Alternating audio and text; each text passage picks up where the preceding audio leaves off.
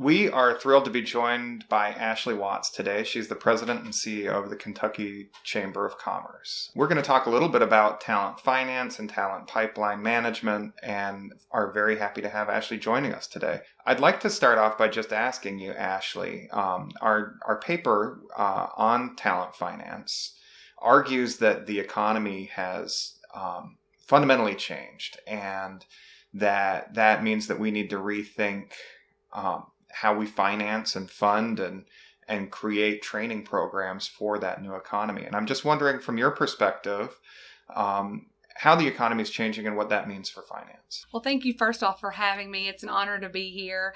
And yes, I think we all can agree over the last 6 months, our economy has fundamentally changed. And the way that we have done business and that we think about employment has changed. We've heard it said that technology has kind of sped up what would probably take 5 to 10 years. We had to adjust to in about 6 months. And so for us at the Chamber, I think that's what we've really noticed, is that employers all across Kentucky have had to keep up with the technological changes and kind of how that impacts the way we do work. We've also had to realize what happens when we don't have, in-person education or quality childcare available. Here in Kentucky, many schools are still shut down. And so the workforce implications for working parents who are also trying to homeschool their children has been a challenge as well. So major challenges that we faced in Kentucky that I know other states have faced as well. Talent is the new currency. And especially now that we know that many people can work from home, they can work remotely. I think that looks very different these days on what attracts people to certain professions or to certain jobs. I myself have 2 young children, and so I used to always say it was work-life balance, kind of making sure that you could work and that you could have your family and that you were balancing everything.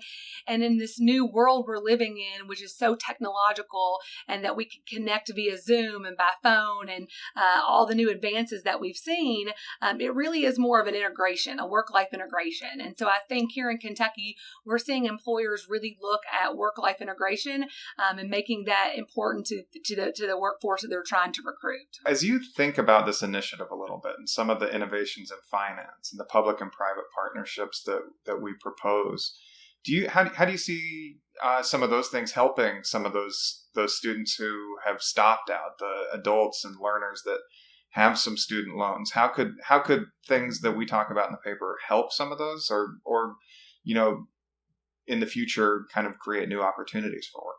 I think so. And here in Kentucky, we've partnered with the U.S. Chamber. We really have had a public-private partnership with state government on this initiative. And so right now, looking at a workforce kind of turned upside down and very high unemployment numbers and people being, left with large student loans, we are partnering with the state right now. We're partnering with our community and technical college system on upskilling, on trying to figure out how to help these people get employment. When we know we have much needed positions that need to be filled. So I think we actually have here in Kentucky a really good model of private business, such as the Chamber and other employers really coming to the table and working with state government, working with local community colleges and universities to make sure that we're working together, collaborating, having that conversation to really make it a public-private partnership model. Tell me a little bit about how you all got started in the talent pipeline management work, what brought the Chamber and the business community to the table, what brought the state government to the table, and tell me a little bit, as you look to the future, how you all think that some of the new financial models and ideas that are coming out of this project could help advance that even more. We were one of the first 3 states selected to really kind of be the pilot project for talent pipeline management. I guess that was about 2 years ago.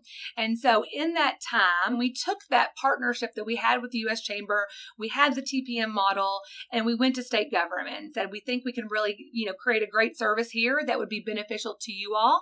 And they decided they would fund it. And so through funding it, we have now several staff members here at the Kentucky Chamber who we call TPM managers, and they manage a part of Kentucky.